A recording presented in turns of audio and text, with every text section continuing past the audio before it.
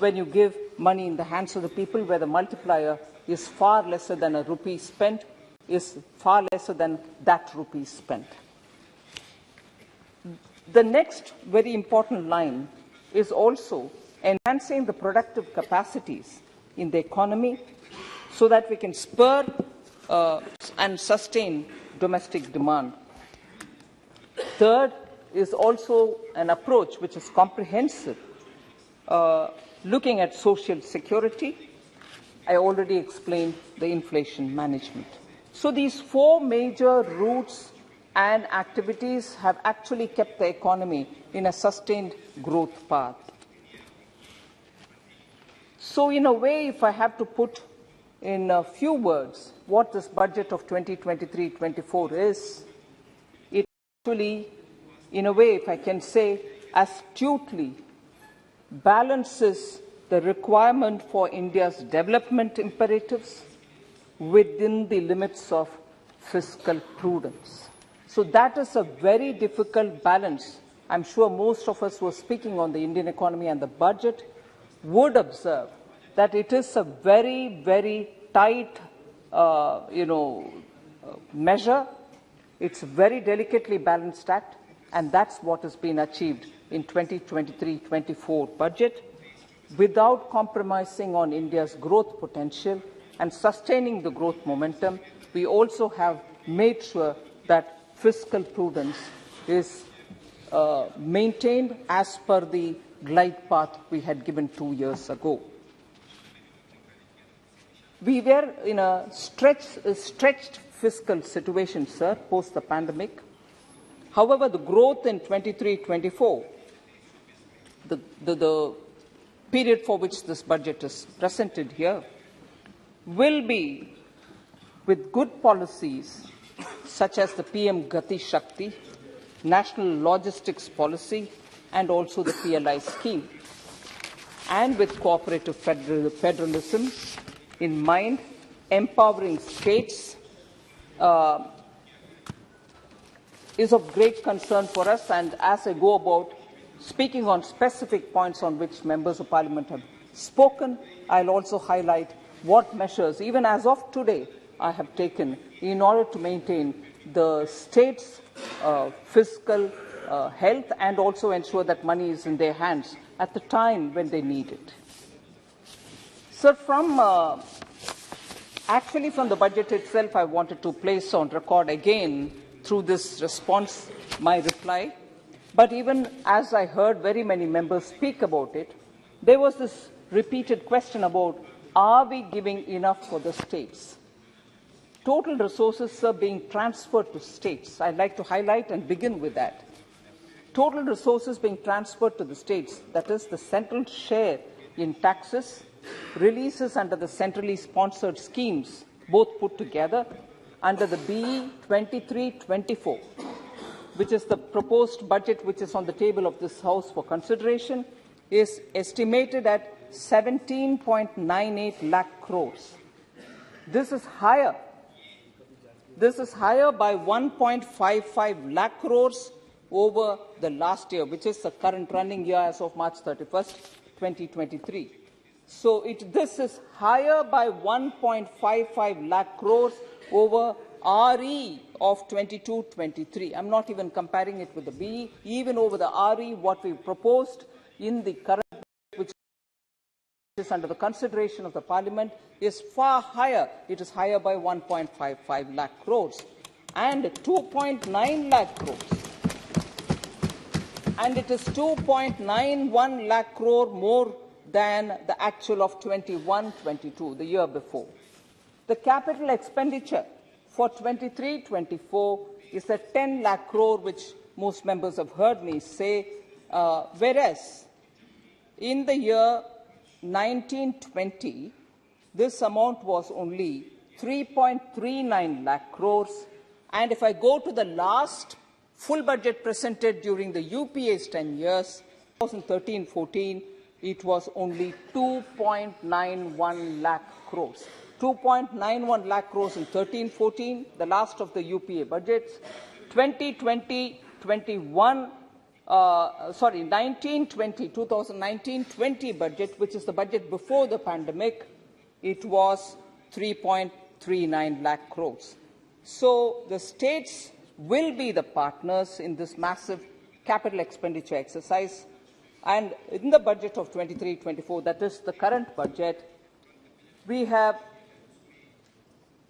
made an allocation of 1.3 lakh crores to the states as interest-free capital expenditure loan, which will run for 50 years. So 1.3 lakh crore is being given to states as 50-year loan without interest. So the state's interest has always been kept up and kept in our mind, and making sure that we are in time giving them what is their rightful amounts. Sir, whilst I go through the members and their points, I'm just broadly telling you the issues which this budget addresses and made specific allocations. Broadly, the headings are middle class, employment-related, MSME-related, agriculture-related, rural population-related, health-related, and green growth-related. So I will very quickly just give you the bullets under each of them so that all of us have a complete comprehensive picture on each of these headings. For middle class, sir, the new tax regime is very attractive. No tax for those with income less than 7 lakhs. Tax exemption limit will be 3 lakh under new regime against what was prevailing at 2.5 lakhs earlier. Standard deduction for salaried allowed in new regime as well.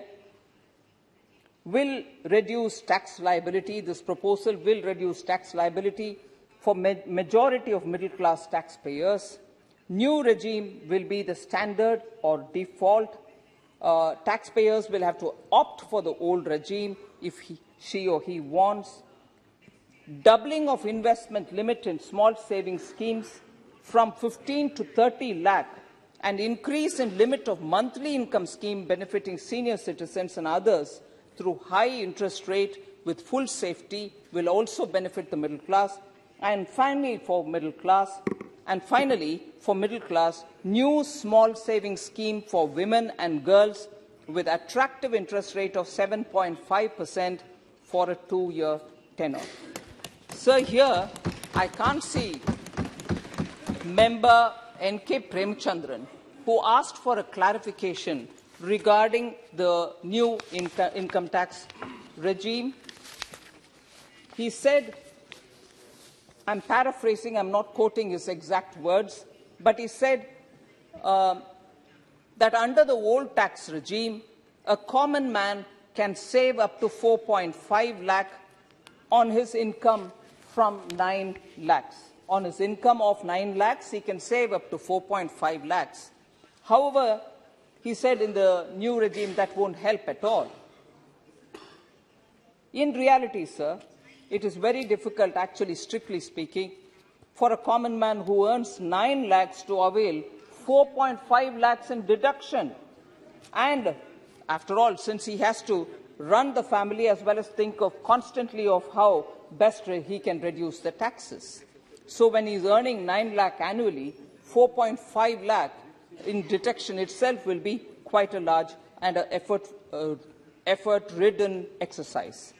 Enhanced rebate, whereas what we want to explain here, since the enhanced rebate in the new scheme is unconditional, it will greatly benefit income earners in the lower tax brackets as they have higher disposable income in their hands for meeting their essential expenditure. So I wanted to just assure Member N.K. Premchandran that it's not always possible for a 9 lakh salaried person to have 4.5 lakh under exemption and then also be having enough money to spend for his family. So that was for middle class. So if I move for employment-related information from this budget, sir. Increase in capital expenditure with large multiplier effect, and that's 10 lakh crores, and of which 1.30 will go to the states as well. Increased credit of 2 lakh crore at lower interest rate to MSMEs who are the biggest job creators. Lab-grown diamonds have been given a fillip, which is a sunrise sector, and it has very high employment potential. Multidisciplinary courses for medical devices to create skilled manpower in futuristic medical technologies, manufacturing and research. That's also aimed at greater employability for our people. Job opportunities through Make AI in India and Make AI Work for India in educational institutions is clearly giving that cutting-edge benefit for our students. Comprehensive tourism package for 50 destinations, creating direct and indirect jobs. PM Kaushal Vikas Yojana 4.0 to be launched, covering new age courses like coding, AI, robotics, mechatronics, IoT, 3D printing, drones, and soft skills are all aimed at giving that lead advantage for those who come out of colleges with these skills, who can then be employable straight away. 30 Skill Indian International Centers. 30 Skill India International Centers will be established to train youth for international job opportunities, inclusive of any optional language which they would want. So this is about employment, particularly from this budget. For MSMEs, sir, Vivad Se Vishwas. Vivad Se Vishwas scheme for refunding forfeited amounts of bid performance security, which is given during COVID period in all government and PSU contracts with MSMEs. One point which I've missed out on employment is how in the government, in this year, every month, Prime Minister, also the ministers have all gone all over the country to give employment letters in government jobs. About 10 lakh jobs are being offered in the government, and that cannot be missed out. Sir, Vivad Se Vishwas scheme for MSMEs, and also to encourage timely payment, deduction of expenses for tax purposes allowed only when payment actually made to MSMEs will greatly benefit MSMEs, because most often large companies retain them and really take the offset benefits for it without really paying the MSMEs. We want to encourage the payment of MSMEs because they are the ones who generate a lot of local jobs. Revamped credit guarantee scheme for micro and small enterprises with additional credit of 2 lakh crores and reduction of interest rate by approximately 1%. And also, the presumptive tax agricultural credit target has been enhanced to 20 lakh crores.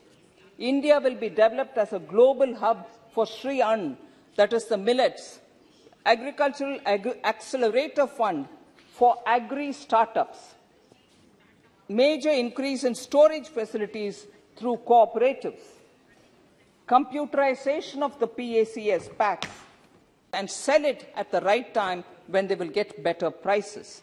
And also a new sub-scheme for fishermen, fish vendors under the PM Matsya Sampada Yojana.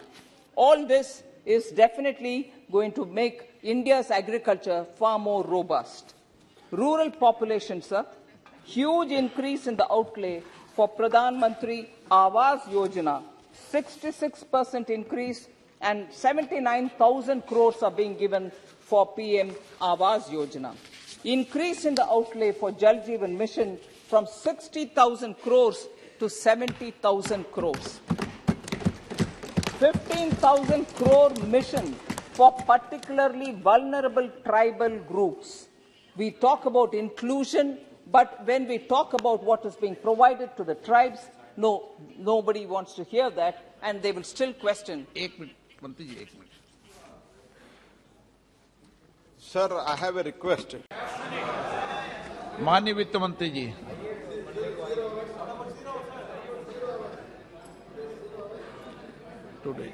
for health, the last two on which I want to elaborate, 150 is important for some tribal areas. and new program for research and innovation in pharmaceuticals, which is being given to the Ministry of Petroleum and Natural Gas. Energy storage projects are being taken up. Funds for scrapping polluting vehicles for both centre and states are being given. Amrit Dharohar for conservation of wetlands are being taken up. Exemption of excise duty for blended compressed natural gas. Customs duty exemption for capital goods needed for lithium-ion cells for batteries in electrical vehicles, and green hydrogen mission.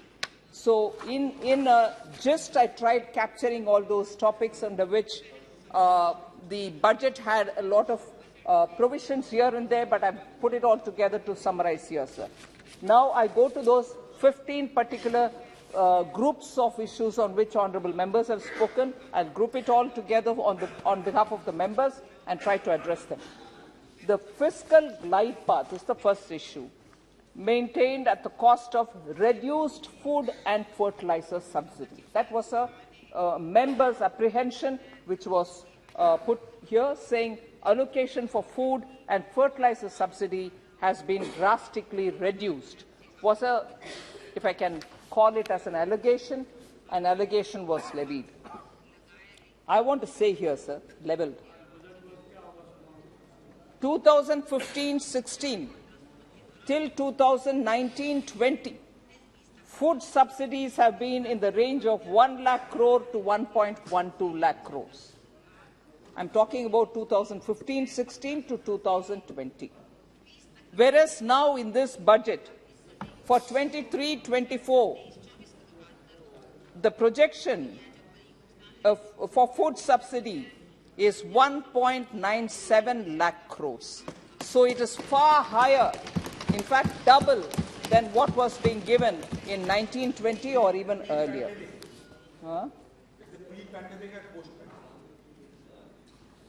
The provision for food subsidy available due to the PM Garib Kalyan Anna Yojana to 80 crore people.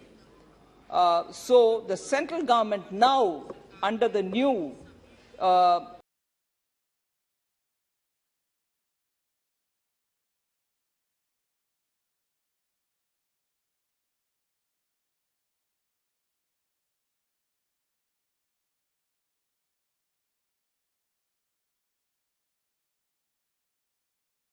of PM Garib Kalyan Yojana, which will just no reduction in the food subsidy, and they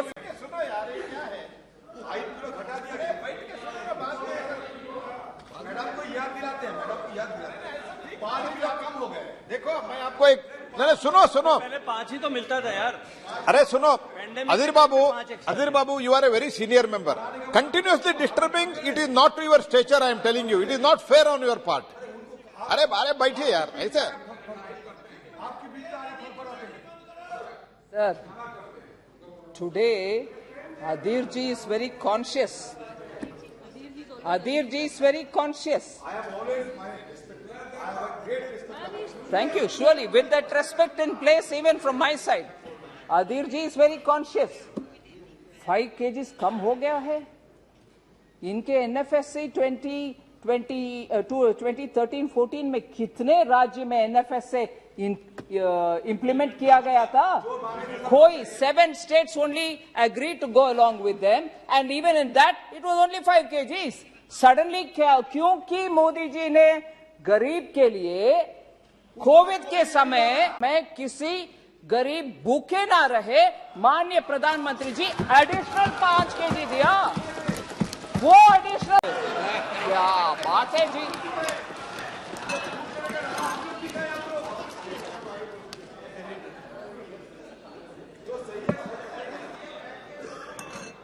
sir, another point was वो गरीब के लिए food को कटवा दिया, इसीलिए आपको fiscal consolidation हुआ. I proved it. No. Now I'll come to the fertilizer subsidy, sir. 2015-16 मैं उनके 13-14-12 में नहीं जा रही हूं अभी. 2015-16 to 2019-20 में fertilizer subsidy has been in the range of 65,000 crore to about 80,000 crore. here in this parliament for 23-24, this has been raised to 2.25 lakh crores. Sorry, 22-23 ke liye this saal. Cost. On this, there is some data which I'd like to share with you, sir. Ek bori, which is 45 kgs, I think, of fertilizer, was somewhere in the range of 220 rupees. Whereas we had to import it somewhere in the range of 2,800. The very same 45 kg bori was 2,900 something, approximately. The import cost had gone up. We imported it all at that cost, but did not put the burden on the farmer. किसान के ऊपर एक पैसा ज्यादा तब भी नहीं लिया, अभी भी नहीं लिया. ये टोटल केंद्र सरकार के ऊपर है. ओके?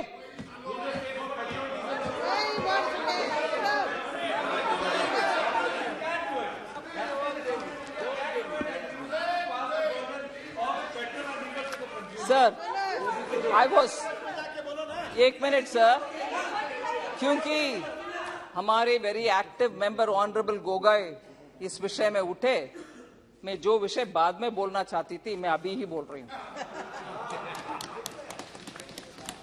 एक्साइज ड्यूटी जब ज्यादा हुआ, फॉरेन प्राइस इंपोर्ट प्राइस जब ज्यादा हुआ, प्रधानमंत्री मोदी जी 2 बार एक्साइज ड्यूटी को कम करके जनता के ऊपर बोझ ना हो ऐसे स्टेप लिया.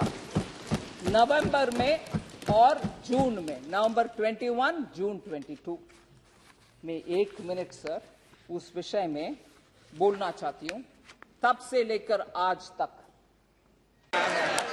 हम तो प्राइस कटवाने के लिए कोशिश करके नवंबर में 2021 और किया होगा, आज दूसरे क्या कर रहे हैं, जो भी हो, उल्टा जनता के ऊपर बोझ पड़ना परवाह नहीं पड़ेगा, करने दो. ऐसे करने वाले लोग का नाम बोल रही सर. एक्टिव हमारे, ठीक है अधीर जी, पूरे 2 दिन आप सबका सुना.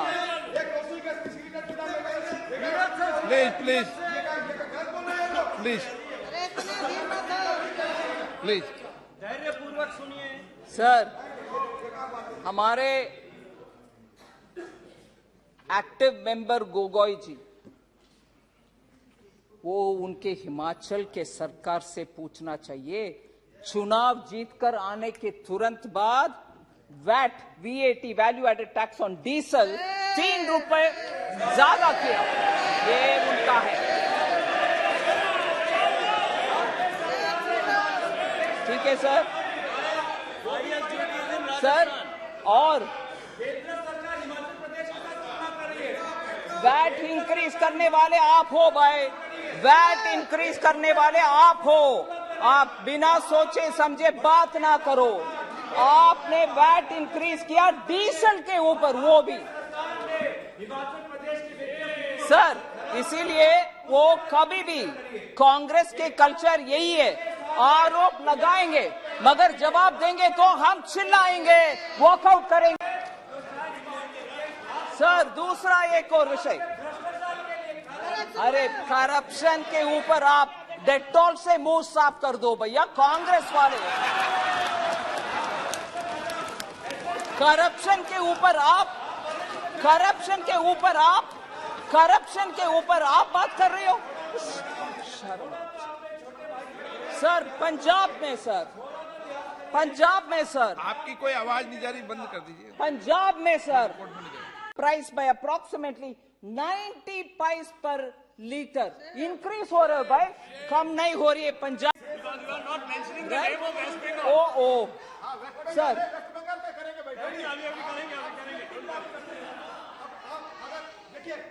प्लीज सर ये क्या है sir. Sir, Kerala announced in February 2023 a levy which is, I think, a social security cess, Kerala government, of 2 rupees per litre of petrol and diesel. On both. हाँ, अभी मान की भी बोलती हूँ सर. States, हाँ, राजस्थान? नहीं, राजस्थान में गड़बड़ है भैया. पिछले साल के बजट इस साल पड़ रहे हैं. सर, उनको तो ये भी पता नहीं है. अम्मा, सर, गॉड किसी को भी साल का बजट पढ़ रहे हैं, पिछले साल का बजट पढ़ रहे थे.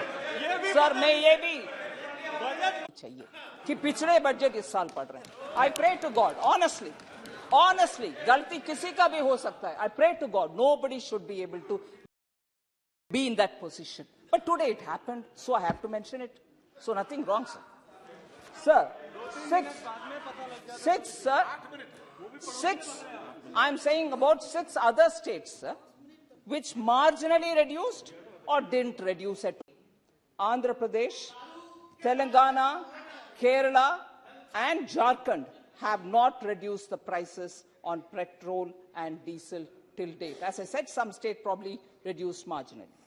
So I didn't want to come to this detail at this stage itself, but because there was the context, I had to come even earlier to talk about it. Sabhi BJP states ne come to. So, yeah. I'll come to that. I'll certainly come to that. Sir, so for fertilizer subsidy, we had made sure that the burden is not shifted on the farmers. Any increase in cost in imported price, the government, central government, is bearing it all in full. And at this stage, in this budget, we have tried making a reasonable allocation, and always it's subject to, if there is more increase, we'll give that much more. But in this reasonable allocation of 1.75 lakh crores has been made in the budget which is before you, 2023-24. Even this is one plain how. The current year BE allocation is 73,000 crore. It had been increased to 89,400 crores in the RE of this running year, 31st March tak. So from BE, even this year, we've shown an increase. It's a demand-driven program, and therefore, whenever there is an increase, we'll come up with the numbers. But this year, we want to also underline the fact that Manrega outlays factors in economic recovery and massive increase in the PMAY Awas Yojana, particularly the rural, where 34,487 crores have been allocated. Other than the gets 10,000 crores, which caters to the same catchment area and also the same beneficiaries. So there is actually no reduction. One, it keeps going up as and when the demand comes. Adir ji, sir, Honorable Speaker, sir, Honorable Speaker, sir. आप पढ़ madam आप पढ़िए. Sir. There is no connection. Sir. Suresh Babu, घर और जल पानी के बीच connection नहीं है.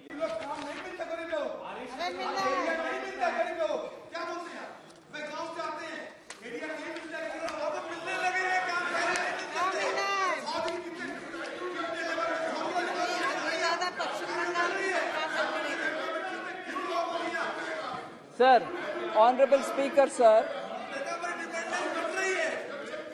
Honorable Speaker, sir.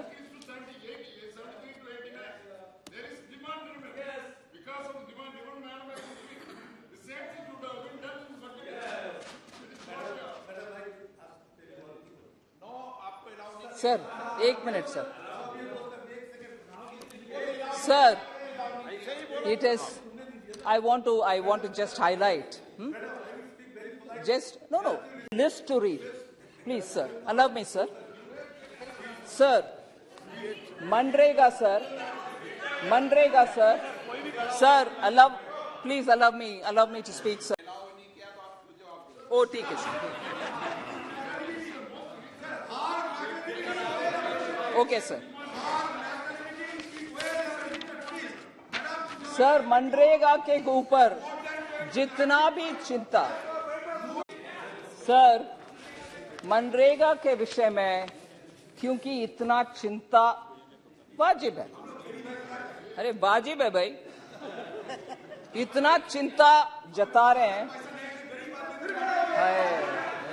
एलोकेशन एक अमाउंट है, मैं रिकॉर्ड रख के सामने बात कर रही हूं कि BE every year we increase to RE, clearly we'll increase to RE when the demand arises. We've never let it down. उसका उदाहरण बोल रही हूं सर, 2019-20 से, which is just before the pandemic, 60,000 था, 60,000 crore था पैंडेमिक बजट में, pre pandemic budget में 60,000 crore था बजट एस्टिमेट बी। उस साल आरई में 71,000 तक गया, एक्चुअल रिलीज उसके बाद डेटा आता है 71,687.71 crores, ये 1920 का। 2021 61,500 crores बीई, आरई 1,11,500, एक्चुअल आरई, ये हमारे प्री पैंडेमिक का एक साल और पोस्ट पैंडेमिक का डिटेल। प्री पैंडेमिक का प्रीवियस ईयर्स भी ऐसा ही है, मगर मैं याद दिलाना चाह रही हूं 2009-10 जानना चाहिए प्लीज, हंसी मजाक नहीं है, गरीब रूरल, आप हंस रहे हैं ना जी आप sir, hope honourable chair, yeah, thank you for setting the standards. I'm seeing how it is happening here. Sir, Honorable Sir, 2009-10 में BE 39,100, 2009-10, हाँ, जरूर जाऊंगी। 2009-10, 39,100, 39,100. 39,100 BE. How much was RE? वही 40,100, मगर actual spent was 35,841 only. Sir, 29,215. Sir, गरीब का विषय में पॉलिटिकल नहीं बनना चाहिए जब आपके शीशे के घर ऐसा है।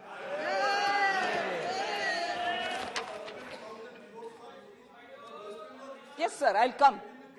Sir, honourable speaker sir, Bengal के ऊपर जितना भी प्रश्न उठा रहे हैं उसको मैं पूरे जवाब देती हूँ, जरूर देती हूँ, प्लीज आई विल गिव। 4 साल का कुल मिला के 1 लाख करोड़ था, जितना तो आपने पिछले पैंडेमिक के टाइम पे दी थी। सर, ये मनरेगा के विषय sir,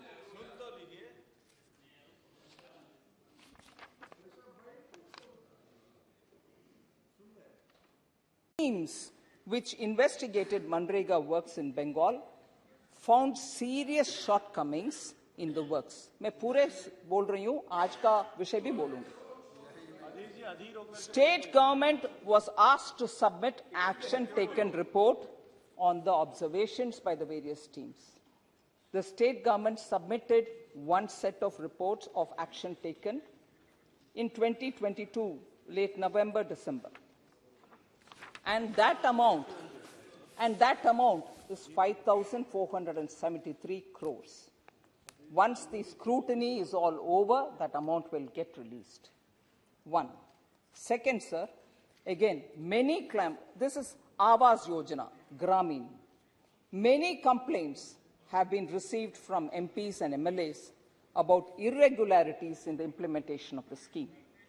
Department of Rural Development has constituted a national level monitors who have submitted report of irregularities including the change of name and logo of the scheme. Branding पूरे के पूरे बदल दी.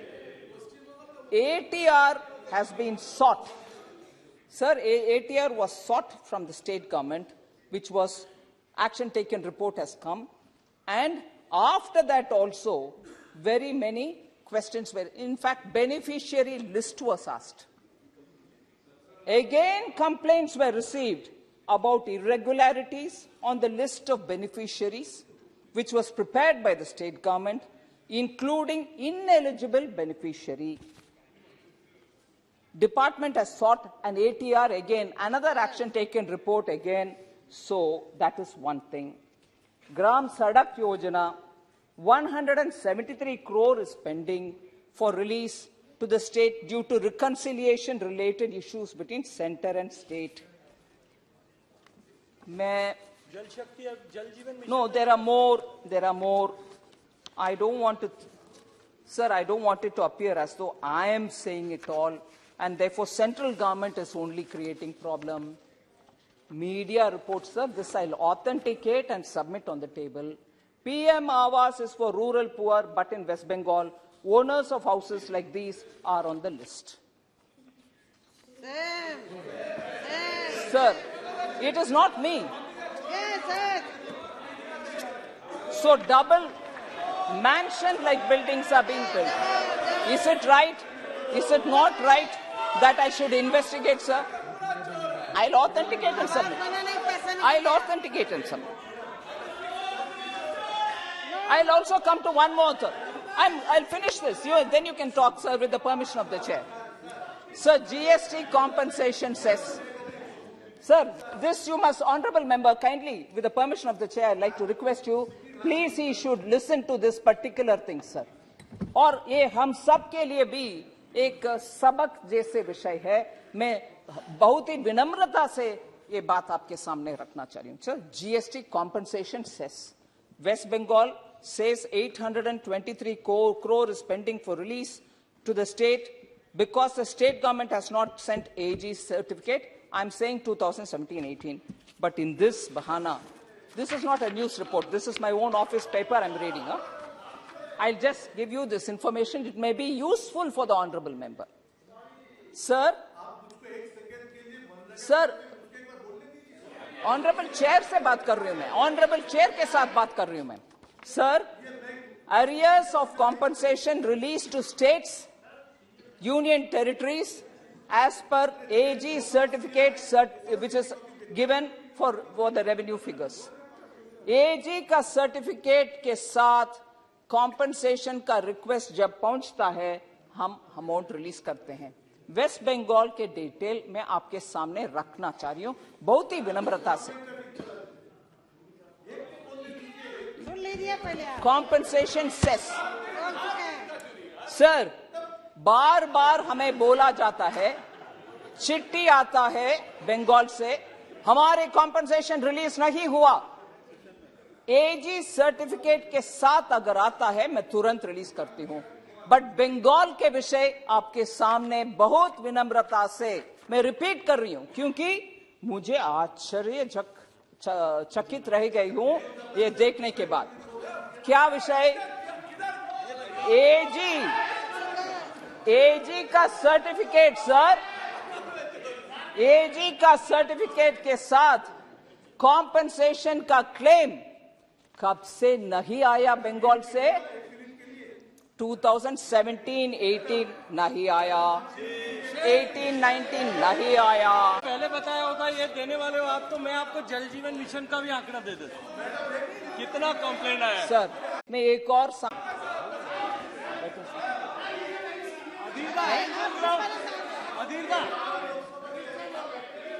Permission chair. सर, चेयर मुझे बोलने के लिए कह रहे हैं, मैं वो बात कर रही हूं. सर, केंद्र सरकार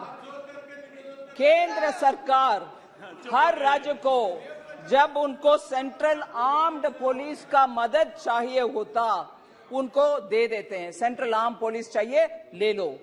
सेंट्रल आर्म पुलिस फोर्स का बंगाल को भी डिप्लॉयमेंट के लिए दिए, मगर बंगाल से हाँ, ड्यू उनकी तरफ से हमें पेमेंट जो करना है, क्योंकि हम तो पुलिस फोर्स दे रहे हैं उनको, उधर से हमारे पास उनके पैसा अगर रह गया तो इतना आवाज उठाते हैं। ठीक है, राइट है उठाने के लिए, मगर हम भी उठाना चाहिए सर।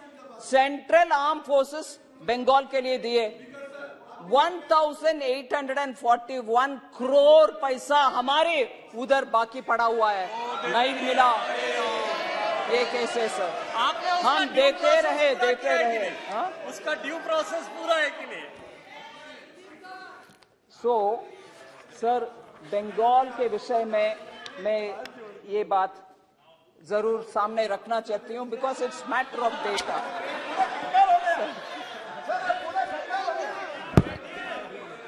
दे दूं? आपको हाथ जोड़ के कह रहे हैं कि बताओ, आप मत बोलो। हाथ जोड़ के कह रहे हैं कि मत सर, वेस्ट बंगाल पे और मत बोलो। इसके अलावा उसमें इतना भी आपको नहीं मारना चाहिए निर्मला जी, इतना भी नहीं मारना चाहिए, हाथ जोड़ना पड़ेगा। ठीक है sir, with your permission sir. एक मिनट ज्यादा। मैडम अब सुनिए। तार जुड़वाओ पहले। Madam, myself, along with 10 MPs, Minister from Government of West Bengal, I went back, I reported to Chief Minister, and Chief Minister sent the Minister to talk to Giriraj Singh ji. There was a long meeting, everything was sorted out, but the 7,000 crore rupees are not being released. So sir, madam, our allegation, you are trying to blockade economically our state of West Bengal. Anti-West Bengal. You are trying to blockade economically our state of West Bengal. Honorable Speaker, sir, he's a very respected member. I have a lot of personal respect for him. I listen for every one of the members. Irrespective of anything that is said in the House, I fully take it because I'm here to answer with due respect. I will do it.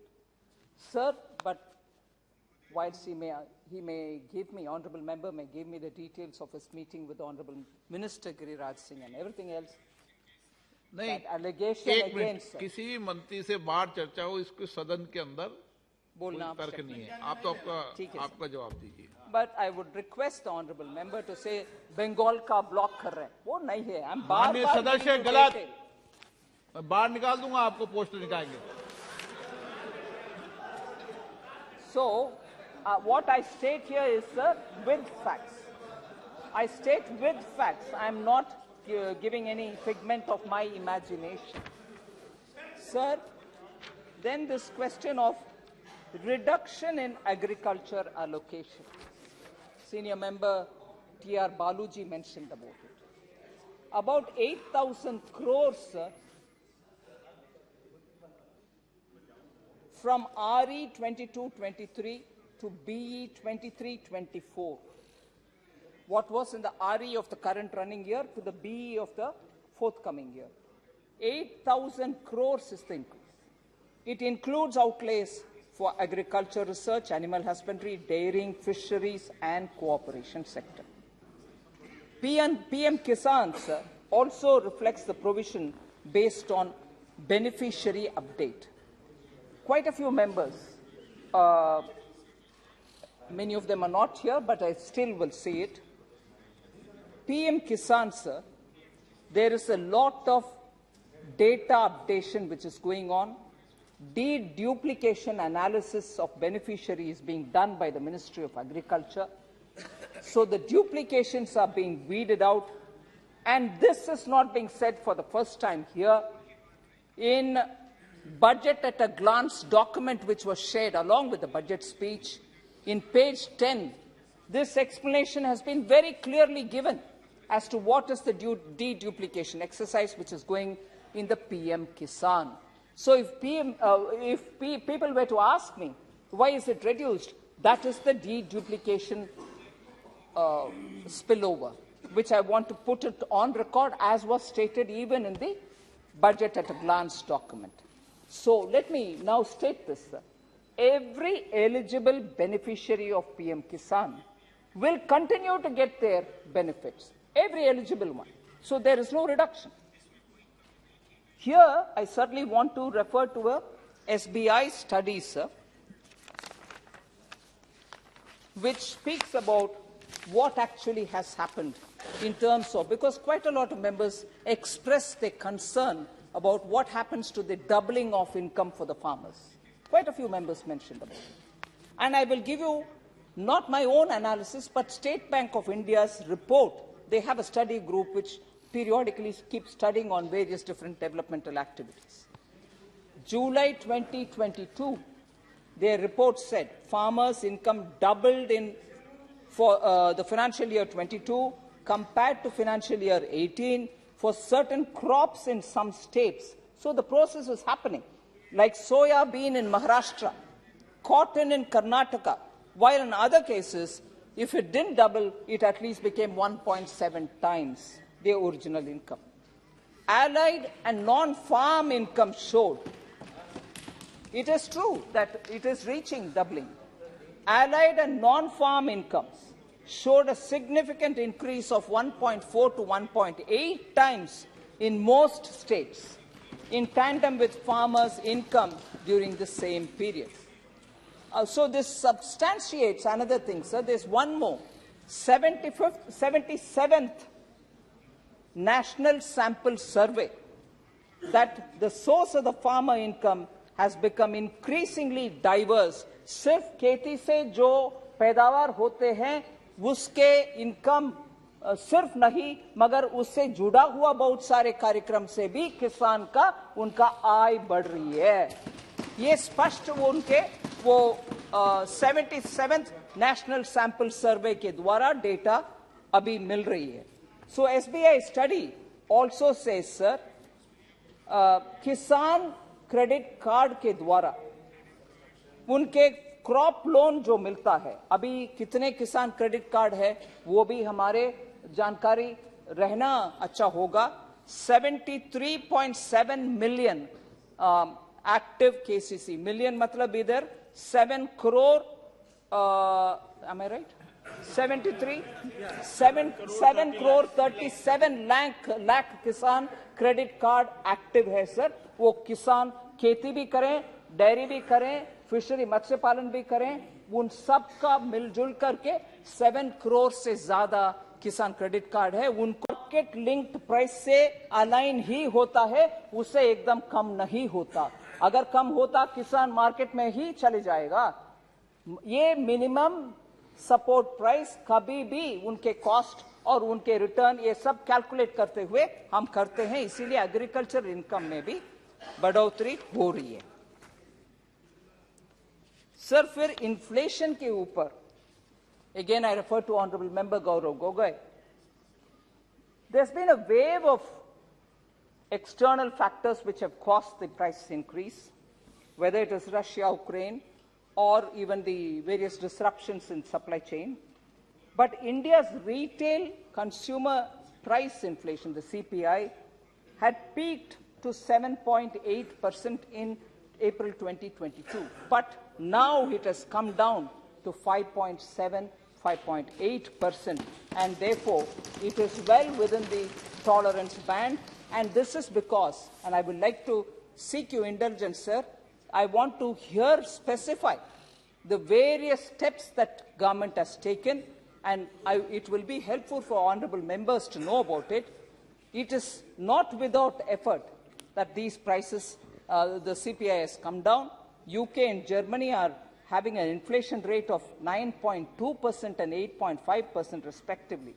US inflation has also been very high, but ours has come down because of the various steps like reduction in the excise duty on petrol and diesel, prohibition of export of wheat products, reduction in import duties and cesses on pulses, rationalization of tariffs and imposition of stock limits on edible oils and also on oil seeds. ये सब कदम हम उठा रहे हैं, जिसके वजह से आज नियंत्रण में है महंगाई.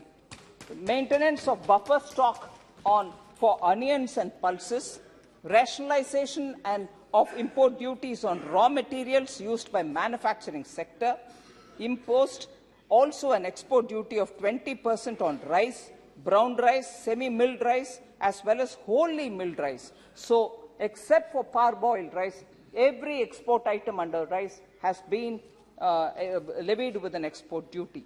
And also, I will repeat, so that the poorest of the poor are not suffering, Garib Kalyan Anna Yojana has been extended from 1st January 2023. This will provide free food grains for 80 crore beneficiaries.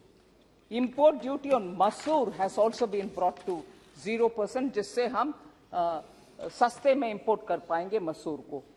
ऐसे ही central government decided to provide 1.5 million tons of chana to states and union territories at a discounted rate, जिससे सरकार PDS के द्वारा states में चना को सस्ते में distribute कर सकते हैं. चने के prices भी reduce किया गया है. Sir, unemployment के ऊपर मैं already बोल चुकी हूँ, मगर विषय quarterly unemployment rate for urban areas has actually declined. Unemployment has declined from 9.7% in April-June 2018 to 7.2% in July-September 2020.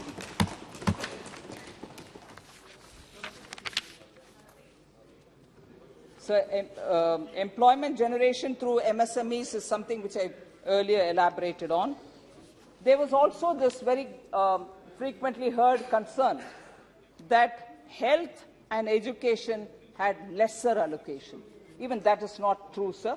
Ministry of Health and Ayush, the BE for 23-24, which is this budget which is here, is about 92,802 crores, which is higher than the BE of 22-23 of 89,250. पिछले साल 89,250 था crores health के लिए, इस साल 92,802 हो गया है. बढ़ती आ रही है, ना कि कम. एजुकेशन के लिए सर पिछले साल हमने 1.04 लाख करोड़ 1.04 लाख करोड़ दिए. इस साल हमने उससे बढ़कर के 1.13 लाख करोड़ दिए हैं. इसीलिए एजुकेशन का भी कम नहीं हुआ है.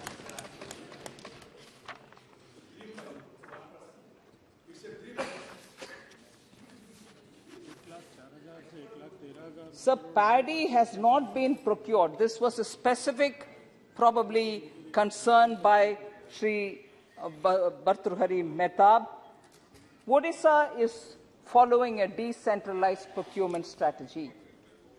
Under the decentralized procurement strategy, sir, state government undertakes direct purchase of paddy from farmers, rice and so on, and stores it, distributes the rice under NFSA and other welfare schemes. And the central government undertakes to meet the entire expenditure incurred by the state government on the procurement operations as per the approved costings. Against the given estimate of 56.93 lakh metric tons of paddy procurement during the Kharif season 22-23, 50.54 lakh metric tons of paddy has been procured in the state by the state government and its agencies, which is 26.44% higher than before. So, you are procuring because of the decentralized arrangement, and we are completely with you in terms of meeting the expenditure. So, paddy has not been procured in Odisha by the government. It's not a right allegation. After all, you are the ones who are procuring it. So, we want to just make sure that we understand this. That's right. So, FCA also, but you are the main drivers there. So, there is no इसके ऊपर कोई आशंका रहने का आवश्यकता नहीं है. उड़ीसा के डिसेंट्रलाइज्ड अरेंजमेंट अभी भी बरकरार है.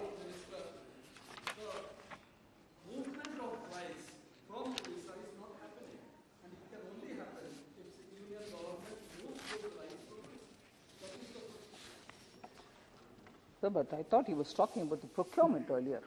I've answered that.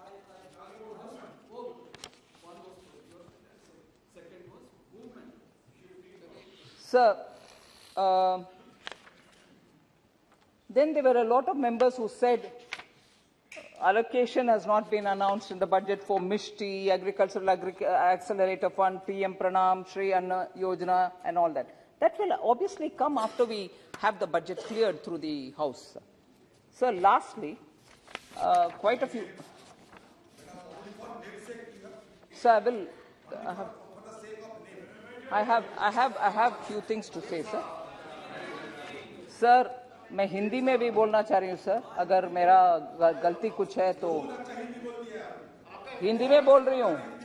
जो स्कीम्स बजट में अनाउंस किया गया है, चाहे वो मिष्टी हो, एग्रीकल्चरल एक्सेलरेटर फंड हो, पीएम प्रणाम हो, श्री अन्न हो, इन सब का घोषणा तो हुई, मगर पैसा अलॉटमेंट अभी पारित होने के बाद हम करेंगे, वो अभी नहीं है, शिकायत नहीं हो सकता।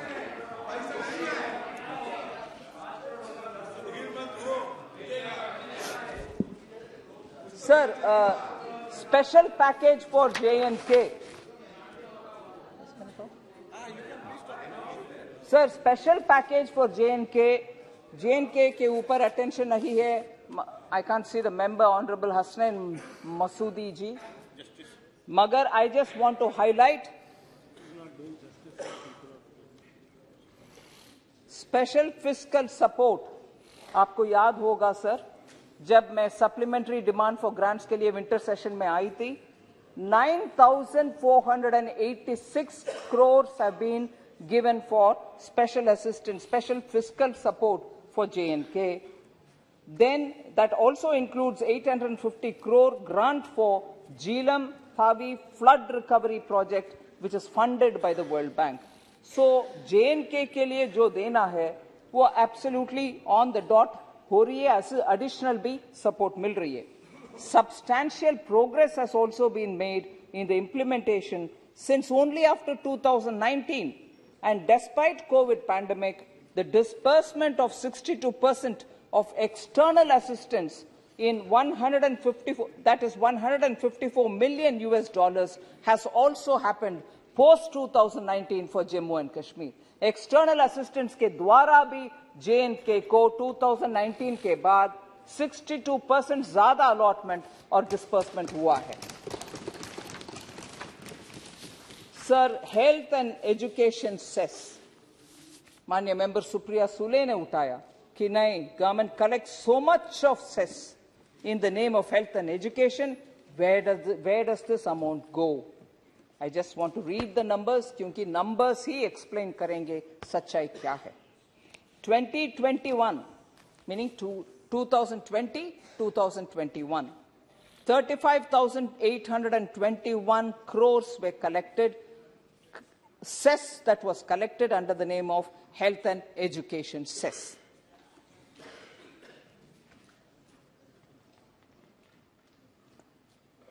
From this amount allocated to the Ministry of Education, from this मैं बोल रही हूँ जानबूझ करके, I know this is far less, 50,729 for education, amount allocated for Ministry of Health 18,498, total amount spent on that head is 69,228, जबकि collection 35,821 ही था.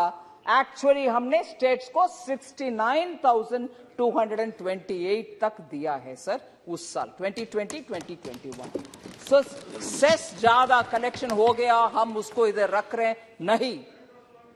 जितना collection हुआ उससे almost double the amount centre को, स्टेट्स को दिए. 21-22 का मैं अभी बोल रही हूं, 52,732 cess collected under health and education cess. Amount collected to Ministry of Education, amount allotted to Ministry of Education 56,788. पिछले साल से ज्यादा ही allocation हुआ. Amount allocated to Ministry of Health पिछले साल से ज्यादा ही 25,000 crores. कुल मिलाकर के स्टेट्स को सेस, इस कैटेगरी सेस के द्वारा 21-22 में 81,788 दिया गया है, मतलब 52,000 कलेक्ट हुआ, 81,000 स्टेट्स को भेजा गया। सर, ऐसे ही 2022-23 का नंबर दे रही हूं जो बीई है। I don't have the total as it is now because we have another 1 month to go. 62,500 crores is the cess expected to be finally collected. Isme 86,100 is what we expect to give. So not 1 year, I'm giving you the data, have we kept money from the cess. We actually have given more to the states than what we have collected. So total amount for the 3 years, cess collected, 1,51,053 crores. Actually given 2,37,116 crores. So education and health में cess जितना collection हुई उससे बहुत ज्यादा states को हमने दिया। सो cess के ऊपर ये शंका नहीं रहना चाहिए।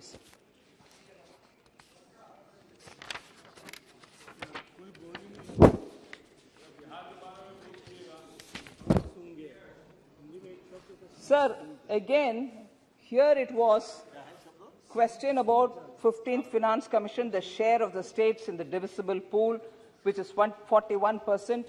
As I'm speaking, I'd like to say, 22-23, the share of central taxes is expected, this is the BE figure for 22-23, is साल मार्च तक 2022-23 का share of central taxes which will have to be collected is 8.17 lakh crore, which was the BE number. But in all probability, the RE would be much more than that. And I roughly say, I hope I'm not going to be pinned down on this, I'm giving at an estimated number, 9.4 lakh crores is what we might get as central taxes. Collection अच्छा होने के कारण ये number 8.17 था, अभी 9.48 lakh crore का expectation RE का। So devolution में ज्यादा amount जाना चाहिए, इसलिए मैं बोल रही हूं हर महीना जितना देते हैं हम devolution के फॉर्मूला के तहत उतना देंगे। मगर मैं आज, क्योंकि आज 10 तारीख है, normally we distribute devolution of tax goes to the states. इस महीना क्योंकि प्रधानमंत्री मोदी जी का गाइडेंस इसमें था कि स्टेट्स के हाथ में पैसा डालो, जल्दी डालो, जिससे वो खर्च कर पाएंगे, इस महीना हमने 1 महीना के devolution के जगह पर 2 महीना का ही दे रहे हैं। We are giving 2 months in the place of 1. So states के हाथ में इस महीना जितना पैसा जाना है उससे डबल अमाउंट जाएगा आज के दिन 10th of February. So states का सेस में भी, devolution of central taxation में भी कोई कुछ कटौती कमी नहीं है। बार बार हम ज्यादा ही पहले ही दे रहे हैं क्योंकि स्टेट्स के हाथ में रहना अच्छा है, वो खर्च उठा पाएंगे। इतना ज्यादा देते तभी तो पिछले साल का बजट पड़ गया। So I want to make that clear that. So I've answered on Bengal, sir. So market intervention scheme के ऊपर they are the market intervention scheme, sir. Prices support scheme, PM Asha, price stabilization fund are all overlapping in their mandates. They're all for support of farmers. We will ensure that the support continues, but they are undergoing rationalization to enhance administrative efficiency.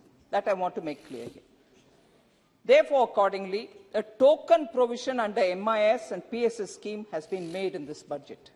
Necessary provisions will be made during the course of the year upon approval of the rationalization of the 3 schemes that I mentioned. Sir, I think on tribal affairs, there were quite a few questions. Promise was made to recruit 38,000 teachers in Eklavya schools. That has not been fulfilled. Schools to be established in each block with 50% or more tribal population at least 20,000 tribal population जहां है वहां ये Eklavya school बनाने already been sanctioned and are remaining to be and the rest are remaining to be sanctioned on receipt of land details from the concerned states. Presently, 401 such Eklavya model schools are functioning with an enrollment of 1,13,275 students. We are talking about tribal students who are registering in Eklavya model schools. And therefore, this budget has made a provision for recruiting 38,500 teachers for all the 740 Eklavya schools. And this announcement has been made in this budget. And in a phased manner, within 3 years, this whole recruitment will be completed. Sir, I'm coming to the last issue, sir. That is the 15th issue. Reduced allocation for minority affairs. Adir ji uske upar bahut hi chinta jataye. Sir, first of all, I'll go to the details of it. First of all, sir, हम vote bank politics नहीं करते, सबका साथ सबका विकास करते। जिनका eligibility हो fellowship के लिए, चाहे वो कुछ भी मजहब का हो, कम्युनिटी का हो, लैंग्वेज का हो, उन सबको फेलोशिप मिलता है किसी ना किसी हेड पर, ट्राइबल अफेयर्स के द्वारा, सोशल वेलफेयर के द्वारा, कोई ना कोई कैटेगरी द्वारा सबको मिलता है। We don't believe in vote bank politics. And therefore, we have very clearly, and in this case, I want to get into the detail to tell you, Honorable Minister of Minority Affairs had only a couple of days ago, through Twitter, said so many details of what this is being discussed about. She says, students across all categories, I'm quoting here, students across all categories, irrespective of community, are eligible for Junior Research Fellowship Scheme of the UGC and the CSIR. Moreover, students from minority communities are also covered under the fellowship schemes of other ministries, including Ministry of Social Justice and Empowerment and Ministry of Tribal Affairs. So clearly, and then she goes on to say, in the last 8 years, I'm quoting again, sir, in the last 8 years, more than 21,100 minority students have been granted loans worth 289 crore through the National Minority Development and Finance Corporation, the NMDFC, against 17,200 beneficiaries during 2006 to 14 UPA regime. उस समय 17,200 था, अभी 21,100 minority students को मिल रही है। हमारा new India और हमारे प्रधानमंत्री जी के क्लियर फोकस इस सबको साथ दो, सबका साथ, सबका विकास, किसी का किसी कारण में बाहर निकालना नहीं है। Inclusive development means whoever eligible will get it. That is how gas was distributed to everybody. That was how houses were given to anybody. We didn't discriminate. Whoever has got to get it will get it. Whether it is house, whether it is toilet, whether it is water, whether it is gas, everything is distributed to every Indian citizen who is eligible. So उसमें कुछ अंतर नहीं है।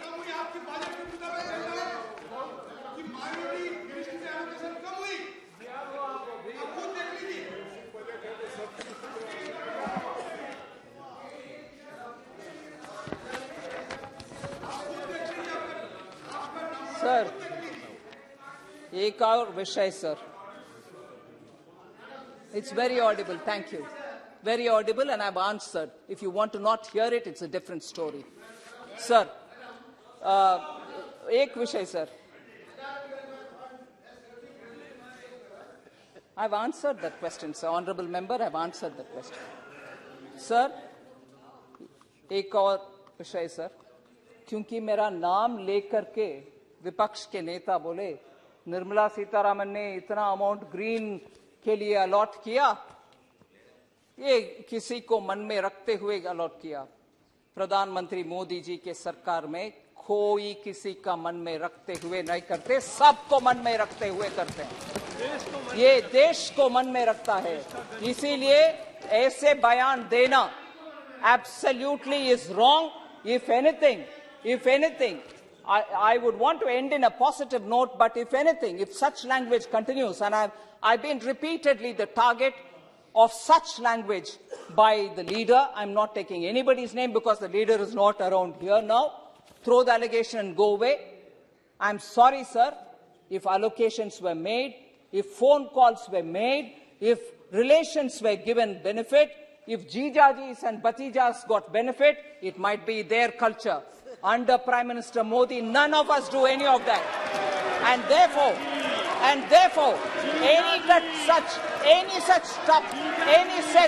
any such allegation will be given back in the same language. I'm sorry, I cannot afford to have this kind of language. Sir,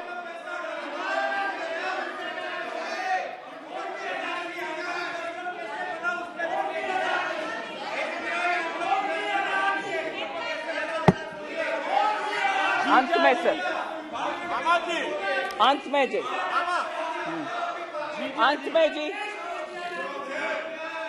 में जी, आदिर जी बात करते हैं बहुत इमोशनली बात करते हैं। हाँ, हमारे ऊपर एलिगेशन डाला, आप एक कम्युनिटी के खिलाफ है।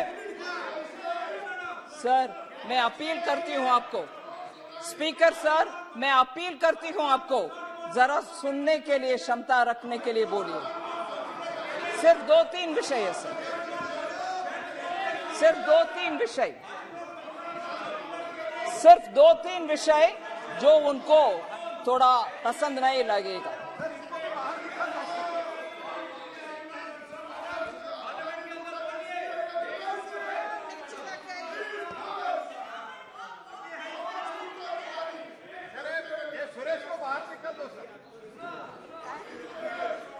सर, आदिर जी ने बहुत गंभीरता से आप एक यू आर एंटी ये पर्टिकुलर कम्युनिटी ऐसे बोले, मुझे बहुत दुख लगा। नहीं, ही सेड इट, या बट सर, एलोकेशन कम है इसीलिए हम एंटी एक कम्युनिटी है सर। विनम्रता से मैं बोलना चाह रही हूँ सर, एलोकेशन कम नहीं हुआ।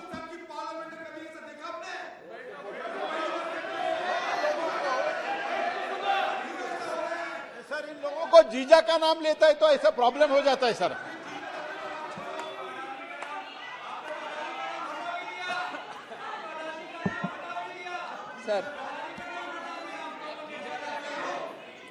सर चिल्लाने के लिए थोड़ा मदद ले रही हूं सर, पानी पी करके। सर मैं जल्दी खत्म करूंगी सर, मगर provided they hear me. Sir,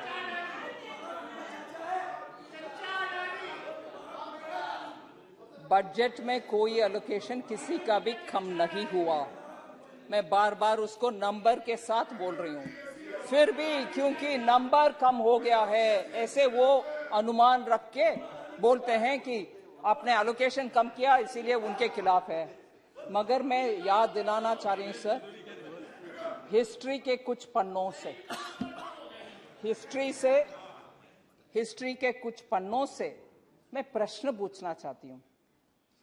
budget में नंबर कम नहीं हुआ, किसी कम्युनिटी के खिलाफ नहीं है, सबका साथ मैं बोल रही हूं। प्रधानमंत्री जी के बहुत बार बार याद दिलाने वाले लाइन, सबका साथ सबका विकास। फिर भी सर, मैं सबका प्रयास भी है। सो प्रश्न सर, प्रश्न पूछ रही हूं सर, मैं प्रश्न पूछ रही हूं, क्या बजट में नंबर अच्छा देने के बाद अगर एक कम्युनिटी को कत्लेआम होता है, उस साल इलेक्शन कमीशन भी बोलता है प्लीज इलेक्शन ना रखो, शायद उस समय के बजट में इतना अमाउंट दिया है उस कम्युनिटी के कारण, फिर भी उस कम्युनिटी का कत्ले आम होने के बाद भी, इलेक्शन कमीशन कहने के बाद भी, इलेक्शन अभी ना करो कहने के बाद भी, उस कम्युनिटी के कत्ल खून भी सूखा नहीं है। उधर नेल्ली में जाकर के इलेक्शन करने वाले कौन है? कौन है? कांग्रेस पार्टी के नेता श्रीमती इंदिरा गांधी। वो उस बजट में बहुत अलोकेशन हुआ, मगर कत्ले आम भी हुए असम नेल्ली में उस कम्युनिटी का। इसका जवाब वो देंगे कि नहीं देंगे, वो मैं पूछना चाहती हूँ। दुख से ये बात कह रही हूँ। उस कम्युनिटी के ऊपर पसंद है, मन है, उनके रक्षा कर रहे हैं, तो कैसे ये हुआ? कैसे ये हुआ? फिर बजट, दानिश अली जी, आप उनके प्रश्न मैं पूछ रही हूं, आप पूछना चाहिए इस विषय में। सर, इतना अलोकेशन किया, मान लीजिए उस कम्युनिटी के ऊपर इतना प्यार है, तो दिल्ली में गले में टायर लगा करके सिक्कों का कत्ले आम हुआ। क्या हुआ? बजट में एलोकेशन कम था क्या? बजट में एलोकेशन कम था क्या? सो बजट के एलोकेशन के ऊपर आप प्यार का, नफरत का बातें ना करें। आपने इन लोगों का कत्ले आम किए, उस समय क्या उनके बजट के एलोकेशन कितना था सर? लास्ट बात, मैं लास्ट बात ये बात बोल रही हूं सर। 1966 में 1963, अरे नेल्ली ची नेल्ली में जो हुआ उसका ची बोलना चाहिए, जैसे ममता बनर्जी ने ची की कविता सुनाए। वो उसका जवाब कौन देंगे? लास्ट बात सर, जवाब नहीं है, जवाब नहीं है सर। लास्ट बात बोल रही हूं सर। अगर दिल्ली में 1966 में anti cow slaughter demonstrators parliament के बाहर गो हत्या के विषय में प्रोटेस्ट करने वाले हिंदू सन्यासी को मार पिटाई करने वाले कौन है सर? यही 96 का कांग्रेस पार्टी है सर। सो बजट में एलोकेशन के कारण हम एक कम्युनिटी के नफरत कर रहे हैं क्या? बिल्कुल नहीं है। सबका साथ, सबका विकास, सबका विश्वास, सबका प्रयास, ये नाटक करने वाले इसे, यही है जवाब मेरा।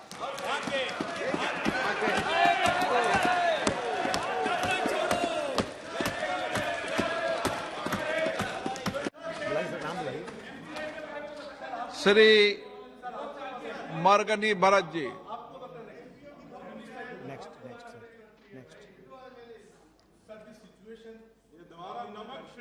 एक मिनट वेट हुआ। This situation in the country is very alarming. The LIC policy holders, State Bank of India depositors are very much hungry. Minister can assure that their money will be secured and protected. Bajinder Singh, Ravindra Kushwaha, शून्यकाल भाई।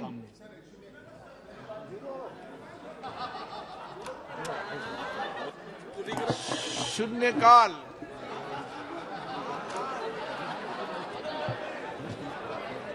माननीय अध्यक्ष जी, आपने मुझे शून्यकाल में बोलने का मौका दिया, इसके लिए आपका बहुत बहुत धन्यवाद। महोदय, मेरा संसदीय निर्वाचन क्षेत्र सलेमपुर पर्यटन की दृष्टि से काफी पिछड़ा हुआ है, जबकि यहाँ पर्यटन की अपार संभावनाएं हैं। मेरे संसदीय निर्वाचन क्षेत्र से होकर राम जानकी पथ गुजरता है, जो रामायण सर्किट का हिस्सा है।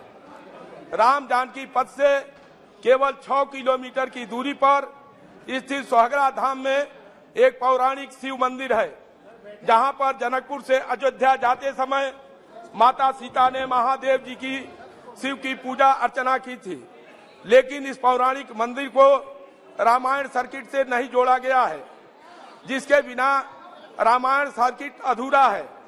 इसके लिए सुहागरा धाम से सटा हुआ श्री दिग्देश्वर नाथ धाम है, सोनाग धाम है।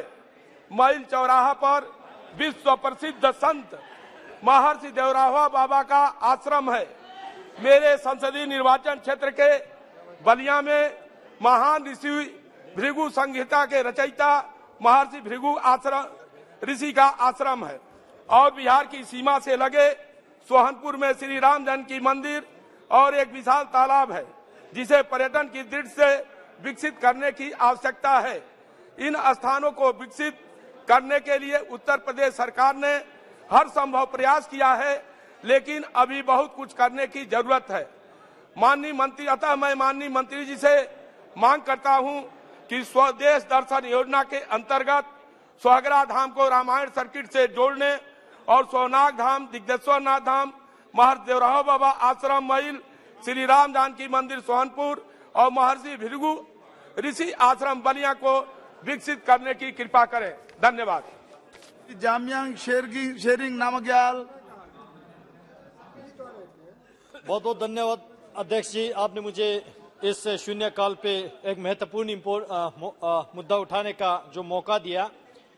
Sir, erstwhile Jammu Kashmir state government ने 2005-06 में एक कैबिनेट डिसीजन के माध्यम से स्टेट में एक पॉलिसी लाया गया, जिसके माध्यम से जितने भी सरकारी middle school, high school, higher secondary school को सभी स्कूल में स्पोर्ट्स, गेम, फिजिकल एजुकेशन को कंपलसरी करने के बात किया। और जिसको चलाने के लिए, ठीक ढंग से चलाने के लिए एटलीस्ट कम से कम हर स्कूल में एक जो है फिजिकल एजुकेशन टीचर अपॉइंट करने का जो निर्णय था। पूरे जम्मू कश्मीर में एक्सरसाइज हुआ था, इंक्लूडिंग लद्दाख। 30,000 ऐसे जो पोस्ट का क्रिएट किया, और जिसमें सभी युवाओं को जिन्होंने ग्रेजुएट किया हो कम से कम, उसके ऊपर जिन्होंने या एमपीएड किया हो, बीपीएड किया हो, या ऐसे उससे अधिक जो क्वालिफिकेशन है, उन लोगों को अपॉइंट किया। और निर्णय ये भी था उसी जिस जोन में स्कूल है उसी जोन से जो है कैंडिडेट को अपॉइंट करे। लेकिन दुर्भाग्यपूर्ण सर, उस कैंडिडेट्स का उनका जो 7 साल का टेन्योर है वो रेगुलराइज नहीं होंगे, और 7 साल में से पहले के 2 साल जो है उनको प्रति माह 3,000 रुपये ही मिलेंगे, और उसके बाद 5 साल जो है केवल 4,000 रुपये ही मिलेंगे।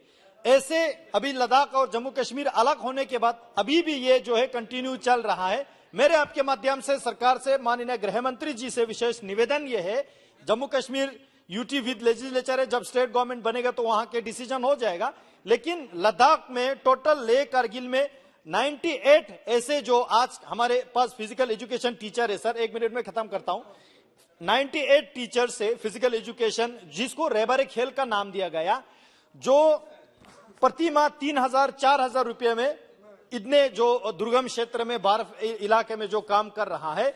मेरे आपसे अनुरोध है, कम से कम जो है इनको 3,000-4,000 रुपया से बढ़ा के 18,000 कम से कम प्रति माह हो, जो कि भारत सरकार के 7th पे कमीशन के मिनिमम वेजेस जो फिक्स है, कम से कम जो है 18। सर बस 2 सेकंड में खत्म कर रहा हूं सर, 2 सेकंड में। तो ये कम से कम 18,000 तो दिया जाए, और दूसरा जितने भी ऐसे जो है अलग से पोस्ट क्रिएट करके इनको रेगुलराइज किया जाए, और लॉन्ग रन के लिए ये रेबर खेल का पॉलिसी जो है लद्दाख में खत्म किया जाए, स्क्रब किया जाए। बहुत बहुत धन्यवाद अध्यक्ष जी। महोदय, कश्मीर में एक समय हुआ करता था जब आतंकवादी निकलते थे, और वो 10 साल पहले, 15 साल पहले हम देखते थे कि इंटरनेट की सुविधा बंद किया जाता था क्योंकि आतंकवादी गतिविधियां होती है। लेकिन दुर्भाग्य है कि आज बिहार में, मेरे जिला में पिछले 10 दिनों से इंटरनेट की सेवाएं बंद की गई है, और वो इसलिए बंद की गई है कि वहां इस प्रकार का अपराध हुआ है, हत्या हुआ है, और निर्मम बच्चों को मार दिया गया है जो एक जाति समाज से थे। वहां आपराधिक वारदात इतना बढ़ गया है कि विधि व्यवस्था बनाए रखने के लिए कि सारण जिला में इंटरनेट को बंद किया गया है, और जिस प्रकार से निर्मम हत्या इन बच्चों की गई है एक जाति समुदाय से, ये आपराधिक तत्व आज बिहार में हावी हो गए हैं। और बिहार की जो स्थिति है, एक तरफ जातीय जनगणना करा करके बिहार को जाति में बांटने का प्रयास करता है, दूसरी तरफ जातीय उन्माद पैदा करके इन बच्चों को मौत के घाट। कल भी राहुल नाम का वो बच्चा अस्पताल में मर गया।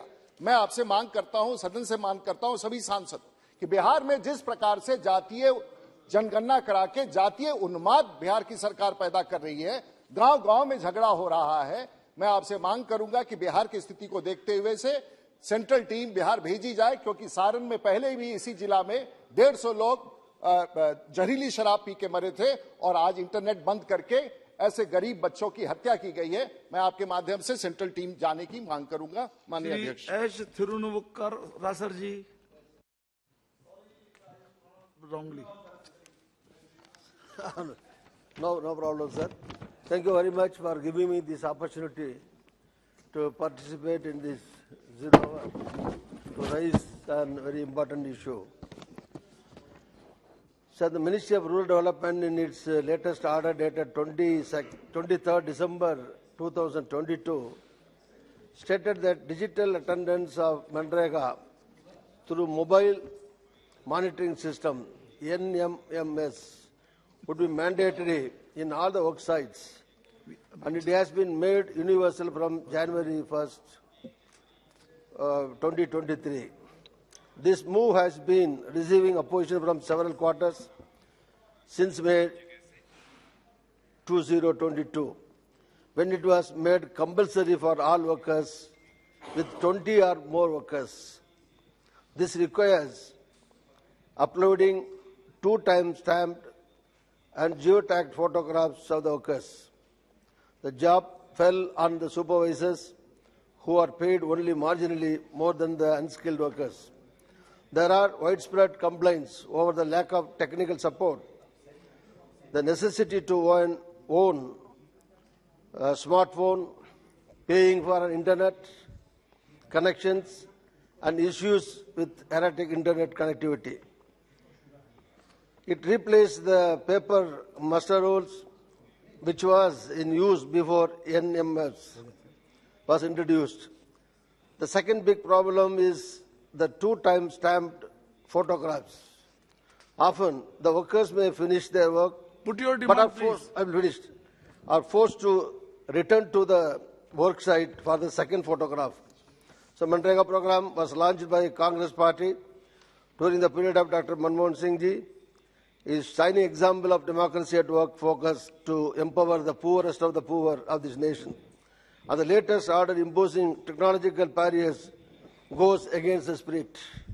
Therefore, in order to protect the poor working class, I urge upon the Union government to withdraw this order and bring back the process that had existed earlier until the barriers pointed out are duly addressed. And I request the central government to increase the number of Manrega days also, and increase the salary also to 200, and days also should be. Okay. Brijen Singh ji. धन्यवाद sir. महोदय, हरियाणा जहां तक सरसों की फसल का सवाल है, उसके उत्पादन में देश में दूसरे नंबर पर है, लेकिन जनवरी के माह में पड़े पाले से सरसों की फसल और सब्जियों को भारी नुकसान हुआ है। तापमान जमाव बिंदु से कम होने के कारण सरसों, जो कि अत्यधिक संवेदनशील फसल है, उसके उत्पादन पर भारी प्रभाव पड़ा है। कृषि एवं विज्ञान कल्याण विभाग के स्थानीय कार्यालय द्वारा नुकसान के आकलन की रिपोर्ट के अनुसार भीषण सर्दी और पाला मतलब जब वो बर्फ की परत सी पड़ जाती है फसल के ऊपर, उसके कारण सरसों की फसल को जो नुकसान हुआ है वो करीब 50% से अधिक है। और खास तौर पे इसका असर जो बरानी इलाका है, गैर सिंचित क्षेत्र जो हैं, उस पर बहुत ज्यादा पड़ा है। मैं हरियाणा सरकार का धन्यवाद करना चाहूंगा कि उन्होंने काफी एरिया में इसके लिए स्पेशल गिरदावरी अलाउ की है, लेकिन जो मुद्दा मैं आपके माध्यम से यहां उठाना चाहता हूं वो ये है कि जो प्रधानमंत्री फसल योजना है, उसके अंदर पाले से यदि फसल प्रभावित होती है तो वो लोकलाइज्ड कैलामिटी में इंक्लूड नहीं होती। और इसलिए मेरा आपके माध्यम से सरकार से अनुरोध है कि अत्यधिक सर्दी के कारण जब पाला जमता है, उसकी वजह से यदि फसलों को नुकसान होता है तो उसको भी प्रधानमंत्री फसल बीमा योजना में के अंतर्गत कवर किया जाना चाहिए, ताकि किसान को इससे लाभ हो सके और उनके नुकसान की भरपाई हो सके। धन्यवाद। मोहंती जी। बहुत धन्यवाद सर। मैं मेरे क्षेत्र के रेलवे लाइन के प्रोजेक्ट के बारे में कुछ बोलना चाहूंगा सर। मैंने अनुरोध किया था, ओडिया में अगर इंटरप्रेटर है तो मैं बोलना चाहूंगा सर। है क्या? सर मु अनुभव महांती केन्द्रापड़ा को प्रतिनिधित्व कर लोकसभा रे सर भारत वर्ष को आजाद हवारे स्वाधीन हवारे 75 वर्ष पूरी गलानी आजादी का अमृत महोत्सव आम पालुचु सर किंतु एपर्यंत केन्द्रापड़ा रे गोटे पैसेंजर ट्रेन चली पारानी बहुत कष्ट 2019 17वीं लोकसभा जितला परे माननीय मुख्यमंत्री एवं सेबेकार जी रेल मंत्री थे माननीय पीयूष गोयल जी नवीन बाबू और दिजन जा मिसिकी ओडिशावासी केन्द्रापड़ा सर प्रथम थर गोटे फ्रेट कार चलला किंतु एपर्यंत पैसेंजर ट्रेन से चली पारा ना सर मु केंद्र सरकार को बहुत थर ए विषय लिखी कही दीर्घ 4 वर्ष भितर 10-15 थर अधिक एटा पार्लियामेंट भी उठेचु सर किंतु गोटे रंग कनसेप्शन रही जाछि केंद्र सरकार का पाखरे केन्द्रापड़ा रोड बोली गोटे रेलवे स्टेशन अच्छी केन्द्रापड़ा पार्लियामेंट्री कन्स्टिट्यूएंसी रे केंद्र सरकार सेटा को कही जोटा मु क्लारिफाई करथली एही हाउस रे सर 4 अगस्त 2021 रे स्टार्ट क्वेश्चन नंबर 221 रे जो थे कि मत केंद्र मंत्री कही आश्वासन देते आश्योरेंस देते कि तार सबू जांच करके से मत तथ्य सब सामने रखिए बट एपर्यंत 1.5 वर्ष ऊपर हो कौन प्रकार तथ्य कौन प्रकार रिप्लाई मु पाई नहीं सेटा ऑनलाइन चेक कले ड्रॉप्ड बोली देखौछि ता सहित सर मु सर कहबा को चाहिबी मयूरभंज को रिप्रेजेंट करछन सर आम भारत वर्षर गर्व जे प्रथम citizen honourable president of India Mayurbhanj district रु किंतु दुखर कथा सर मयूरभंज रे रेलवे प्रोजेक्ट भारतर स्वाधीनता एपर्यंत मात्र 1 किलोमीटर रेलवे लाइन प्रोजेक्ट भी कंस्ट्रक्शन है गत वर्ष ए वर्ष बजेट रे मात्र 1000 टंका sir ₹1000 has only been allocated for Mayurbhanj railway district गत वर्ष ए वर्ष भी आउ सर गत 12 वर्ष भितर सर खोर्धा बलांगीर रेल प्रकल्प पे कि ₹4692 crores एलोकेशन परे भी मात्र ₹2003 कोटी खर्च हो पारिछि सर भद्रक रे भी एमिति 2-3 प्रोजेक्ट जनरल मैनेजर रेलवे रो ईस्ट कोस्ट रेलवे रो सी निजे लेखिकी भी देछन लिखित आम पाखे प्रूफ अच्छी कि भद्रक रु नुआ रेलवे लाइन आरंभ हबो किंतु से सबु जाक प्रोजेक्ट से 2-3 प्रोजेक्ट ठीक गोटे दिन पूर्व शिफ्ट हो जाउची अन्य जिला को आउ सर ए जो नॉर्थ ओडिशा को जो इग्नोरेंस नॉर्थ ओडिशा प्रति जो इग्नोरेंस रहउची रेलवे लाइन रो सेथिपई कि आम माननीय मुख्यमंत्री बारंबार केंद्र सरकार को चिट्ठी भी लिखिछनी कहिसेंती सर केंद्र सरकार मयूरभंज को रिप्रेजेंट करछंती बीजेपी रो प्रतिनिधित्व करथुला वाला रिप्रेजेंटेटिव सो तांको अनुरोध कि निजे रूल करछंती जो जगह को जोटी निजे निर्वाचित होइके आछंती अंततः सेठी सर केंद्र रे मंत्री अछंती सेठी अंततः सर रेल प्रकल्प आरंभ हो लोक सेठिकार सुविधा पांतु रेल रो आउ सर केन्द्रापड़ा आपन को हाथ जोड़ी विनम्र अनुरोध करछि जो सर एश्योरेंस मते दियाइतले हाउस रे से एश्योरेंस केंद्र मंत्री रेल मंत्री ताकू प्लीज राम शिरोमणि जी हमें सर विनम्र अनुरोध करछु धन्यवाद सर जय जगन्नाथ श्री राम शिरोमणि जी नहीं है धन्यवाद माननीय सभापति महोदय आपने हमें बोलने का अवसर दिया माननीय सभापति महोदय हमारे संसदीय क्षेत्र के दोनों जनपद श्रावस्ती बलरामपुर जो आकांक्षी जनपद हैं दोनों जनपद के बेसिक अध्यापक अध्यापिकाएं जो 400-500 किलोमीटर दूर के जनपदों से आकर बच्चों को शिक्षित करने का कार्य करते हैं बेसिक अध्यापक अध्यापिकाओं के अंतर जनपदीय स्थानांतरण के लिए उत्तर प्रदेश सरकार को पत्र के माध्यम से अवगत कराया गया परंतु अभी तक उत्तर प्रदेश सरकार द्वारा कोई कार्रवाई नहीं हुई है केवल आकांक्षी जनपद को छोड़कर सारे जनपदों का स्थानांतरण गृह जनपद में होता रहता है माननीय सभापति महोदय आपके माध्यम से भारत सरकार और उत्तर प्रदेश सरकार से मांग करता हूं कि इन बेसिक सर्वोच्च सुप्रीम कोर्टबाट यो अन्याय गोर्खामाथि भएको छ 13 जनवरी 2023 जुन रिट पिटिशनको एउटा जजमेन्टमा जुन कोर्टको अब्जर्भेसन थियो यस प्रकारले कि the person of foreign origin settle in Sikkim like the Nepalese sir यो सिक्किमको अपमान हो सिक्किम प्रदेशको मात्रै अपमान नभएर यो भारत देशमा बसोबास गर्ने 1.5 करोड गोर्खा समाजको यो अपमान हो म बधाई दिन्छु भारत सरकार सिक्किम सरकार र गृह मन्त्रालयलाई यो आपत्तिजनक पेराग्राफ उहाँले रिभ्यू पिटिसन फाइल गराएर त्यहाँबाट हटाइयो यहाँसम्म पनि कुरा ठिकै छ सर तर यो पहिलोचोटि भएको होइन बारम्बार यसरी यो अपमान हुने गर्छ म सरकारलाई पनि सोध्न चाहन्छु भारत देशमा बसोबास गर्ने यो 1.5 करोड गोर्खा चाहिँ को हुन् म को हुँ हामीहरूले कुनै बोर्डर पार गरेको होइन बरु बोर्डरले हामीहरूलाई पार गरेको हो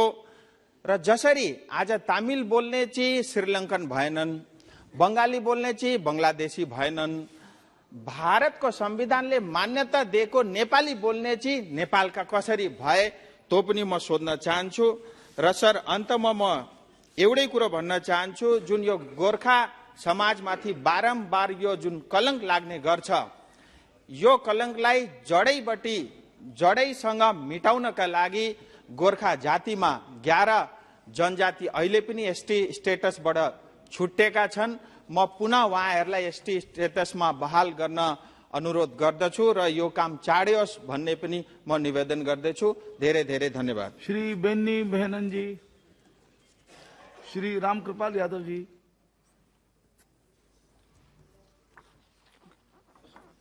सर, माननीय सभापति महोदय, मैं आज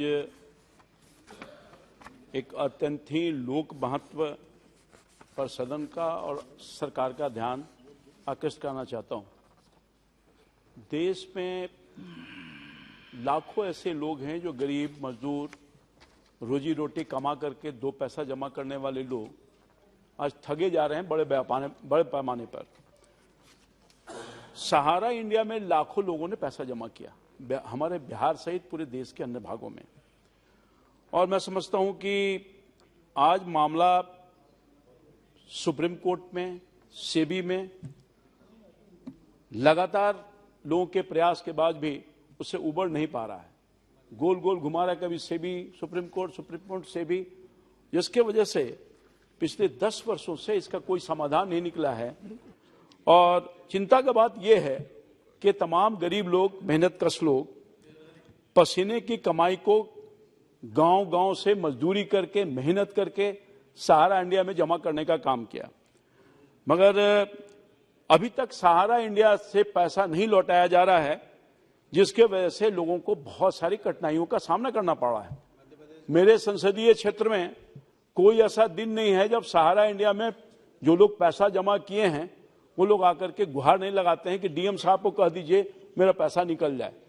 मगर पूरे देश में मैं कह रहा हूं, सिर्फ बिहार में नहीं, उत्तर प्रदेश, मध्य प्रदेश और निश्चित तौर पर पैसे के अभाव में जो गरीब आदमी हैं उनके पास बेटी की शादी करने के लिए, बच्चों की दवा के लिए, वृद्धों की दवा के लिए, घर बनाने के लिए जो सपना संजो करके रखा था नहीं मिल रहा है और आत्महत्या करने पर मजबूर हैं।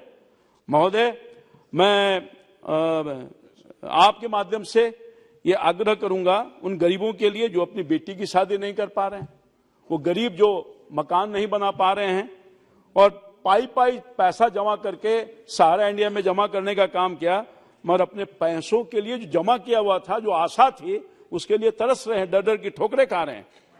जमीन पर स्थिति बहुत गंभीर है, लोगों में आक्रोश है।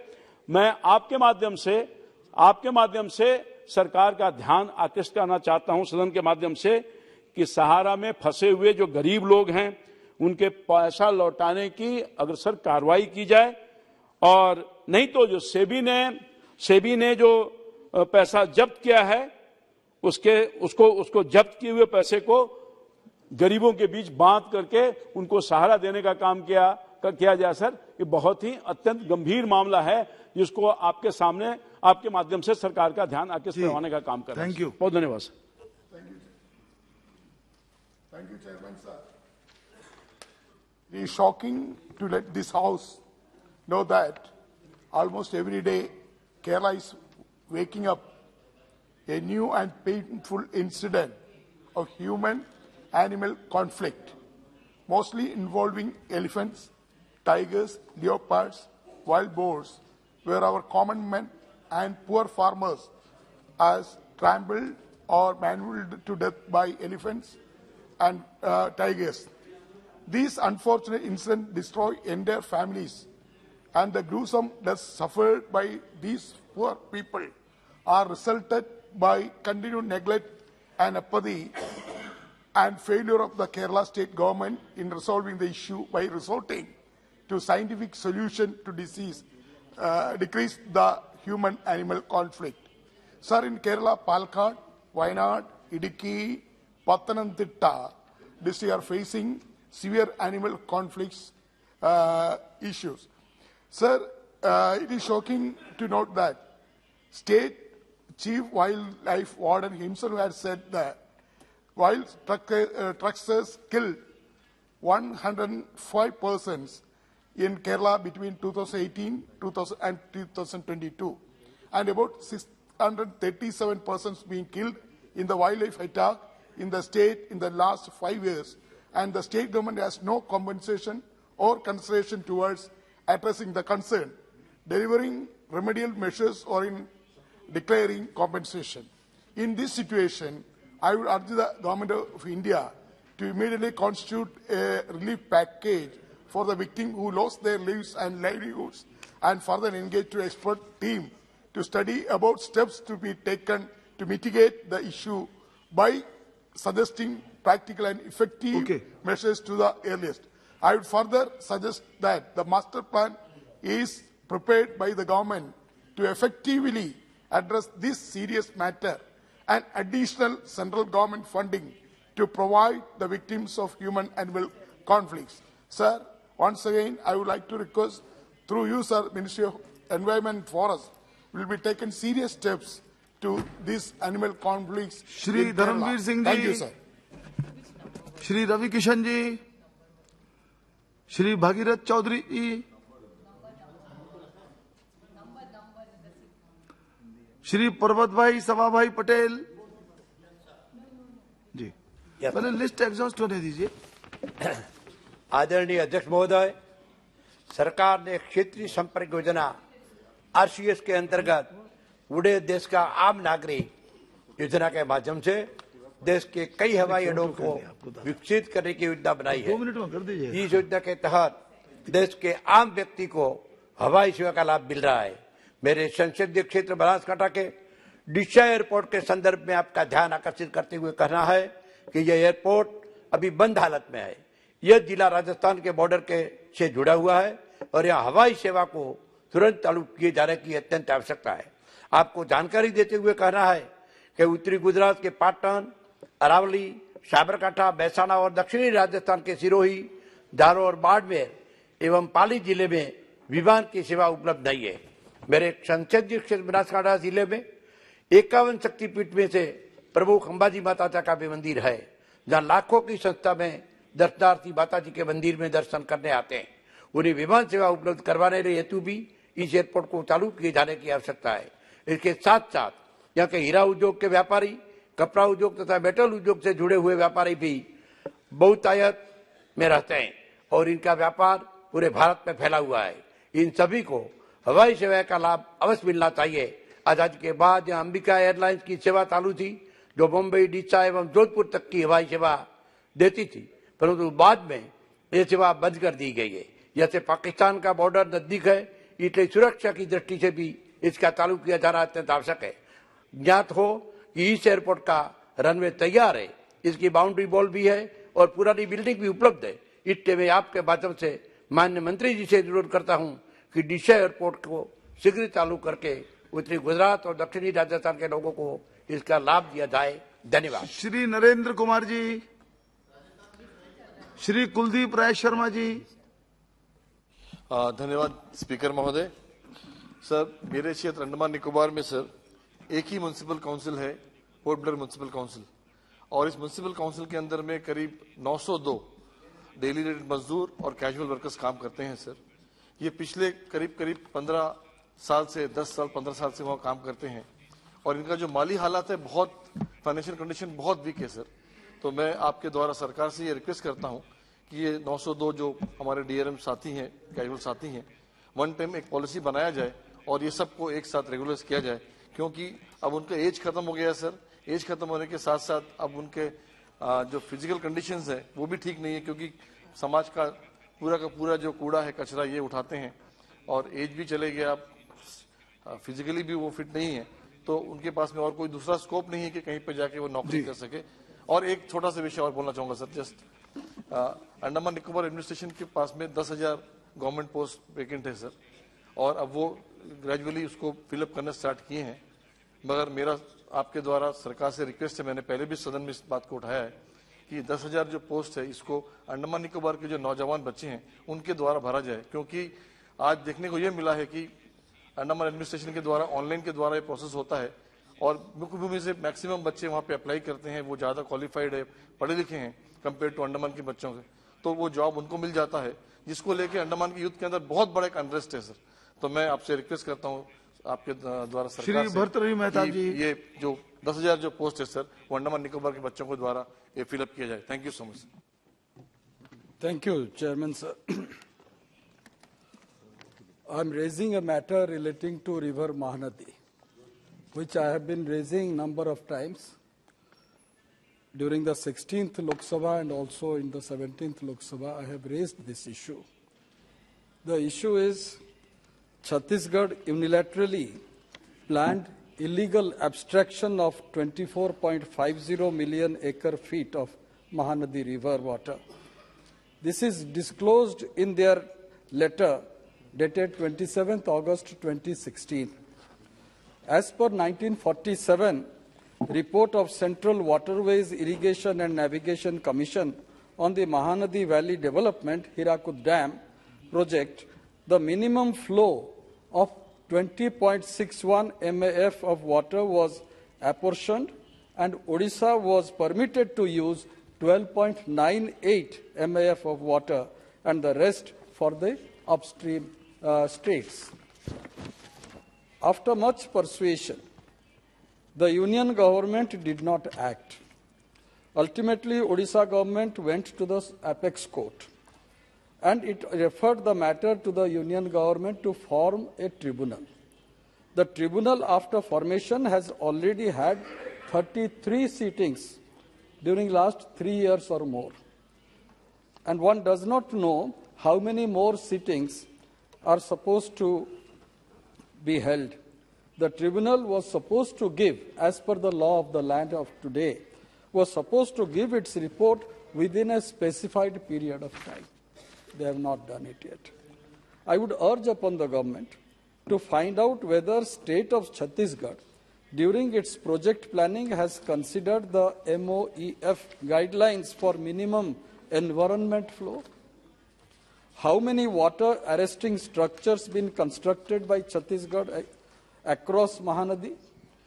Whether dams inside Mahanadi basin of Chhattisgarh are being operated by any standard operating procedure? Whether Chhattisgarh has kept any provision in their reservoirs to absorb flood water temporarily for the safety of Hirakud Dam of Odisha? The answer is big no. Should not the centre intervene? And here I would like to draw the attention of this House and also of the government through you, sir. Today, भयंकर स्थिति Hirakud dam में है, reservoir में है. It is the reservoir water level is coming down every day by 5 feet. Intake of water is hardly 10,000 cubic. अभी 622 feet 6 to 1.97 feet है reservoir का. और ये अगर ये हालत ऐसा रहा क्या करना है तो बुरी हालत हो जाएगी. और जो उड़ीसा के जितने सारे पावर जनरेशन, कैनाल इरिगेशन, ये और जो एक्वाफायर जो महानदी सिस्टम में है, ये पूरा बंद हो जाएगा. तो जो सिस्टम है और एनवायरनमेंट मिनिस्ट्री की जो गाइडलाइन है, उस गाइडलाइन के हिसाब से छत्तीसगढ़ तो पानी भेजे. अभी बिल्कुल पानी नहीं आ रहा वहां से. ठीक है, वो पूरा बंद कर. ये और ये महीना फरवरी का, आगे समर है, ये फागुन का महीना आने की और 5 दिन बाकी है. और ये है आज का स्थिति महानदी रिवर सिस्टम में. ठीक है, ये concern is a very big concern of our state and also millions and millions of people of our. Shri Ramcharan Vora ji. धन्यवाद सभापति महोदय.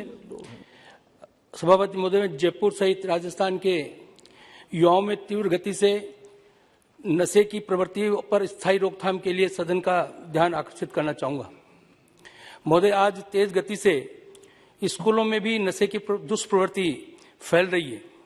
सामान्य परिवारों से आने वाले छात्र कोचिंग और अध्ययन के लिए युवा को विभिन्न गिरोह जानबूझकर बहला फुसलाकर नशे के दलदल में धकेल रहे हैं. हाल ही में समाचार पत्रों के माध्यम से जानकारी मिलती है नशे का कारोबार गहरी जड़ें स्थापित कर चुका है। महोदय, हालांकि राजस्थान सरकार ने इसके लिए एंटी ड्रग्स इन्फोर्समेंट एजेंसी बनाई है, लेकिन संभवतः या तो उसका स्वरूप कमजोर है या कार्रवाई की तत्परता में कमी है। महोदय, मैं ये कहना चाहूंगा कि आतंकवाद की तरह भारत को ये नशे की प्रवृत्ति में भी खोखला कर रही है। स्वामी विवेकानंद के भारत में हमें इस दुष्प्रवृत्ति को पूर्ण रूप से नष्ट करने की आवश्यकता है, कठोर कार्रवाई करने की आवश्यकता है तथा युवाओं के भविष्य को ठीक रखने के लिए मैं केंद्र सरकार से आपके माध्यम से अनुरोध करना चाहूंगा कि नार्कोटिक्स ब्यूरो के अधीन एक विशेष सुदृढ़ यूनिट राजस्थान में नियुक्त की जाए ताकि इस बढ़ते हुए नशे के कारोबार पर अंकुश लगाया जा सके। धन्यवाद, बहुत बहुत धन्यवाद। श्री मुकेश राजपूत जी। धन्यवाद सभापति महोदय, आपने बोलने का अवसर दिया। महोदय, मैं आपके माध्यम से देश के माननीय रेल मंत्री जी से निवेदन करता हूं कि ट्रेन संख्या 19,715/19,716 जयपुर गोमती नगर एक्सप्रेस ट्रेन का विस्तार सीकर अथवा झुंझुनू रेलवे स्टेशन तक करने का मैं आपके माध्यम से आग्रह करता हूं, क्योंकि महोदय इस ट्रेन के माध्यम से फर्रुखाबाद लोकसभा सहित कम से कम 6 और लोकसभा के लोग यात्रा करते हैं। यहां से लोग खाटू श्याम, श्री खाटू श्याम एवं रानी सती के दर्शन के लिए जाते हैं, जिन्हें जयपुर उतरना पड़ता है, और जो जयपुर से श्री खाटू श्याम और रानी सती मंदिर जाने के लिए वो विभिन्न साधनों से जाते हैं, जिसे समय भी काफी लगता है और यात्रियों को काफी कठिनाई का सामना करना पड़ता है। और ये ट्रेन जयपुर में लगभग 14 घंटा खड़ी रहती है। इसलिए महोदय, मैं आपके माध्यम से पुनः रेल मंत्री जी से आग्रह करता हूं कि क्षेत्र की जनता की मांग के आधार पर और लोगों की यात्रा को सुविधाजनक बनाया जाए। इसलिए ट्रेन संख्या 19,715 एवं 19,716 जयपुर गोमती नगर एक्सप्रेस ट्रेन को सीकर तथा झुंझुनू तक बढ़ा दिया जाए। महोदय, मेरा एक और मांग है इसी के साथ साथ कि खाटू श्याम मेला देखने के लिए हमारे यहाँ से काफी मात्रा में अभी जो आपका फागुन माह है, इसमें लगभग 1-1.5 महीना लोग बड़ी मात्रा में लोग यात्री यहाँ से यात्रा के लिए जाते हैं, दर्शन करने, श्री खाटू श्याम जी के दर्शन करने जाते हैं। इसलिए मेरा आपके माध्यम से निवेदन है कि एक स्पेशल मेला ट्रेन चला दी जाए, जो कानपुर से होते हुए कानपुर देहात, कन्नौज, फर्रुखाबाद और कासगंज, मथुरा होते हुए श्री झुंझुनू तक या खाटू श्याम तक चला दी जाए, जिससे कि हमारे यहाँ के तीर्थयात्रियों को सुविधा हो सकेगी। इसी के साथ मैं आपका बहुत बहुत आभार व्यक्त करता हूं कि आपने शून्यकाल में बोलने का अवसर दिया और इस को उठाने का अवसर दिया। Thank you.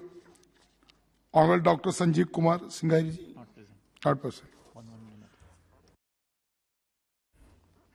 I call upon members 1 minute maximum. Shri Ashok Nete ji. धन्यवाद। यस। धन्यवाद सभापति महोदय। सभापति महोदय, मैं आपके माध्यम से केंद्र सरकार का ध्यान महाराष्ट्र में मेरा संसदीय क्षेत्र गढ़चिली चिमूर, जो कि शायद देश का सबसे बड़ा आदिवासी बहुल अविकसित और नक्सल प्रभावित और आकांक्षित है। अध्यक्ष महोदय, मेरे संसदीय क्षेत्र में बड़े प्रमाण पे यानी 78% फॉरेस्ट है, जिसमें बड़े प्रमाण पे मिनरल्स है, जैसा कि ग्रेनाइट, डोलोमाइट, हीरा, पन्ना, मैग्नीज, कोयला, सोना बड़े प्रमाण पे है, जिसके ऊपर कई उद्योग खड़े हो सकते हैं, कारखाने हो सकते हैं। अध्यक्ष महोदय, आज तक हुए नहीं, इसका कारण ट्रांसपोर्टेशन की कम। लेकिन अध्यक्ष महोदय, देश के लाडले प्रधान नरेंद्र मोदी जी के नेतृत्व में आदरणीय नितिन जी गडकरी जी ने मेरे संसदीय क्षेत्र में करीब करीब 8-9 नेशनल हाईवे मंजूर किए, जो तेजी से चालू है। अध्यक्ष महोदय, दूसरी बात, मोदी जी के नेतृत्व में अपने रेलवे मिनिस्टर ने 3 रेल लाइन मंजूर की चुके हैं। अध्यक्ष मैं 2-2.5 साल में ये यदि पूरा हो गया तो वहां पे बड़े बड़े कारखाने आएंगे, उद्योग धंधे आएंगे। लेकिन अध्यक्ष मेरी इस बहाने डिमांड है कि उत्तरांचल और जम्मू कश्मीर में टैक्स हॉलिडे पैकेज घोषित किया। अध्यक्ष महोदय, केंद्र का कोई टैक्स और स्टेट का कोई टैक्स नहीं लगता।